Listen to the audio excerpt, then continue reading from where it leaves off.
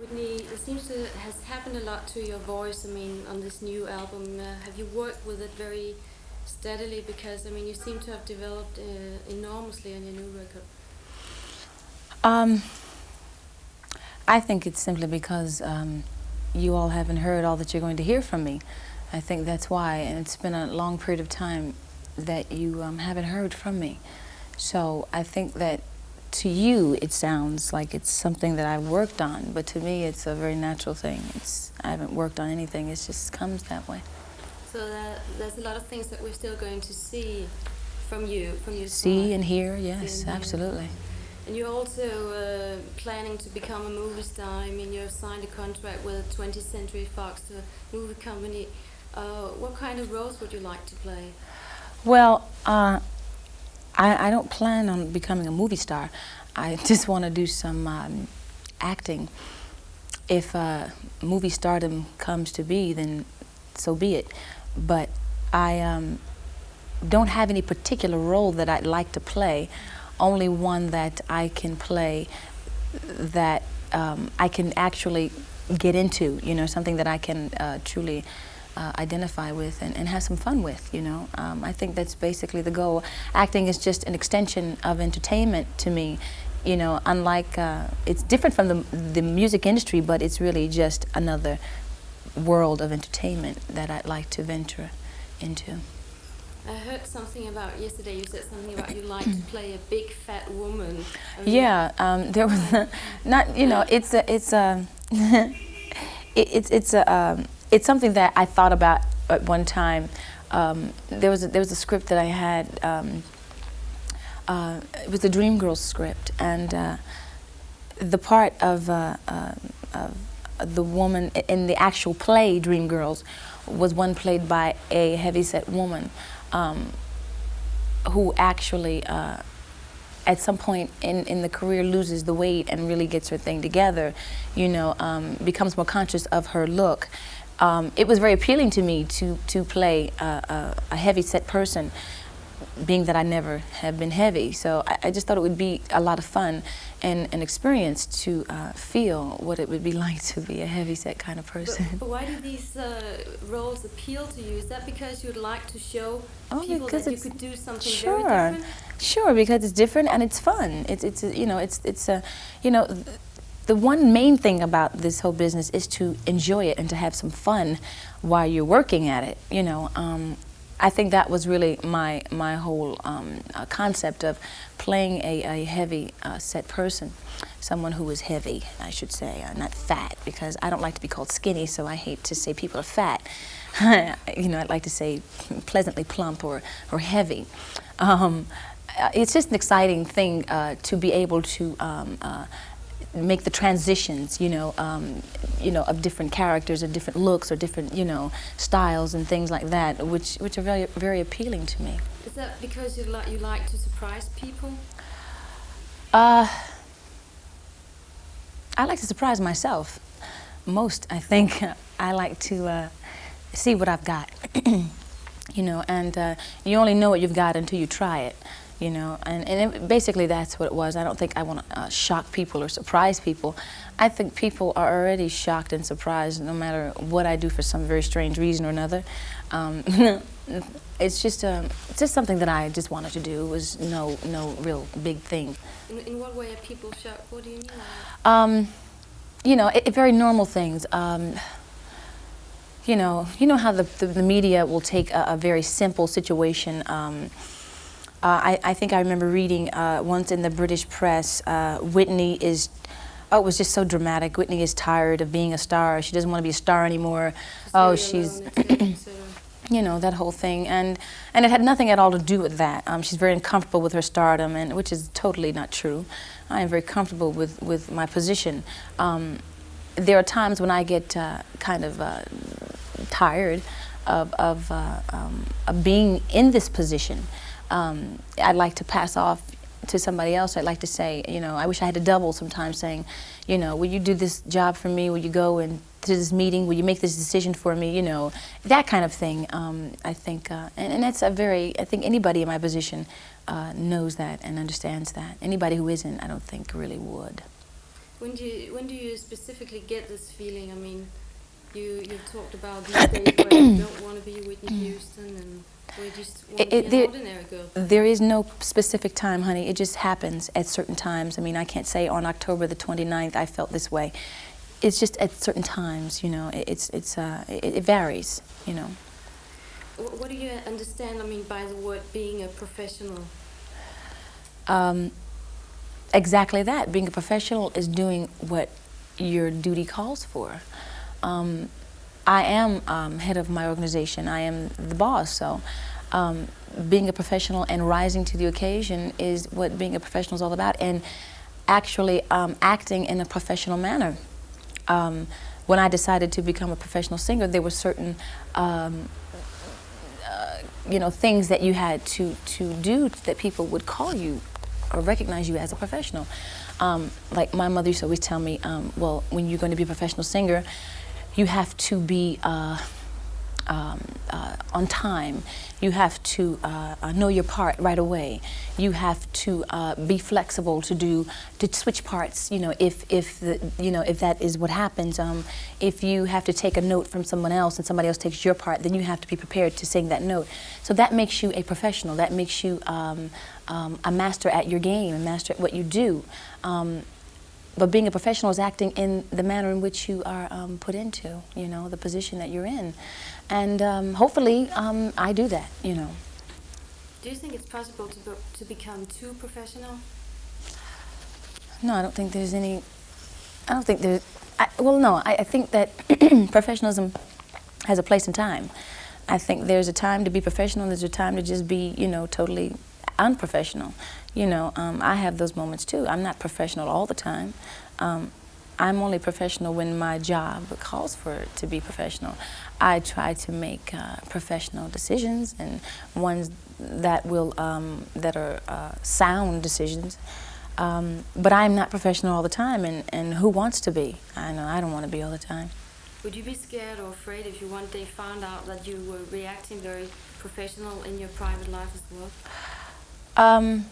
Sometimes it kind of gets in the way. You know, it's sometimes hard to separate the two. You know, because actually your professional life becomes most of your life. So, you know, sometimes it's kind of hard to, you know, differentiate the two. But like I said, there's a time and a place for everything, you know. There's a time when I just want to play, and I just want to be free and just, you know, to do and say and go where I want to go. And there are times when I can't, and those are times when I have to deal with business situations, and, you know, I have to be professional about it. Are you a businesswoman? Yes, I think so. What is a businesswoman to you? Well, what does a businesswoman do? She says what she doesn't want, and she knows primarily what she wants, and that's a pretty tough thing to have to determine sometimes. And you have to tell people what they're supposed to do, you know, which is not always the easiest thing to do, you know. And sometimes you have to get into people's cases, as they say, you know, because, you know, it's to keep an organization and to keep it organized and to keep everybody in their place, you know, and what their job, you know, prospective jobs are. That becomes sort of hard at times. Most of the people that work with me are people I've known for many years, and it's hard sometimes to make the transition from being the friend to the boss, from the boss to the friend, or from the daughter to the boss, from the boss to the daughter. You know, you have to wear different hats at times, you know. But I think I do pretty good. In what way? In what way? Yeah. Well, I have a very well-run organization. I have very competent people who do a job, and they do them well. And if they don't, then they know that they're going to hear from me. So you're a tough cookie? Sometimes. Always? Not always, no. Sometimes. That means sometimes. All right. How is it, I mean, to all of a sudden to become the boss of your own family, of your own father and mother in a way? Does it work like that, or are you still, I mean, the little girl sometimes? Sometimes. Yeah, and sometimes they treat me as if I'm the little girl. I don't think that I'll ever go away. I am the baby of the family, but a lot of times I'm the oldest, seems to be. But my mother and father are my mother and father first. They are my employees second, you know, and sometimes that varies. Sometimes they are my employees, you know, on any given day, and, you know, we have to make decisions on a professional basis, on a business basis, you know, and it can't be mommy and daddy or daughter. It has to be John, Sissy, and Whitney, or Whitney and John, or whatever, you know. It varies. When did you actually start singing? I actually started singing, I think, when I came out of my mother's womb. It was just something there. I actually remember singing when I was about 5. You know, when I started to sing, I was about 5 years old. When I decided to become a professional singer, I was about 13. What made you take this decision? It's something that is inside of you. You just know that when I opened my mouth, the first time I sang in church, I knew that there was something there, and this is something that God had given me and that He wanted me to use. My mother used to always say, if you don't use what God gave you, He'll take it away and give it to someone else. So I always was afraid of that. So I always, you know, wanted to use what faculties God gave me. So, you know, it was something that I think I was compelled to do, you know. I can't imagine sitting at a desk with its voice. I just can't. God seems to be very important to you. Oh, yeah. I would assume, I would hope that He's important to a lot of people. But I can only know about myself. He is a very important source in my life. He is, I think, the reason for my being, and the reason that I can be in this business and still know that I am human, and know that I am just a grain of sand in His eyesight. You know, no matter how superstardom I become, I am still a child of God. You said something about that God is your agent. Mm-hmm. What do you mean by that? Yeah, God is my agent. There are things that, you know, when I start out, I make certain decisions, or if I have something that is frustrating to me, or things that I need to confer with Him about. I confer basically with Him about everything, you know. I just say, well, what do you think I should do, you know? And all the time I don't get the answer, but it comes, you know. My mother used to always tell me, you know, He may not come when you want Him to, but He's right on time. You're supporting a lot of charity organizations. Why do you do that? Why do I do that? Is that of your good heart or good PR? Oh, that's deep. I know that it's from my heart. I don't get involved with scams and things that just give me great PR. Because most of the time when I'm doing things for people, to help people, I don't even want press around me, because it is from my heart that I'm doing it. And I think that it promotes a PR situation when you have press there. What I do from my heart is not because I want to be a public figure. It is because it is from my heart, and that has nothing at all to do with the media. What is the most important thing for you to support? I mean, lately you have supported AIDS, to have fought against AIDS together with your cousin Diane Warwick. Her name is Dion. Dion. Mm-hmm.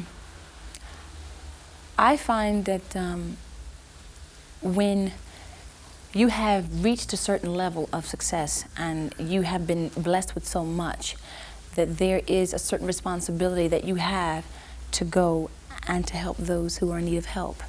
Now that is my obligation to basically, and my responsibility to young people whom I'm very involved with, be it children, be it teenagers, be it, people my age, there is always someone who is in need of something.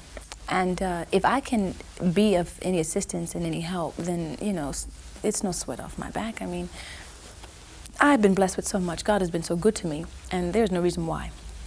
that we who are successful and who have fame and fortune cannot contribute back to those who are not as fortunate. What does your own future look like? I don't know. You're going to have to ask God about that. You're going to get married, have children? Hopefully. I want those things. It seems like I'm working backwards. You know, those things usually come first. But my career came first, and I concentrated on that mostly. Now I want the simpler things in life, which is children and a husband and the little house with the picket fence and all that kind of stuff.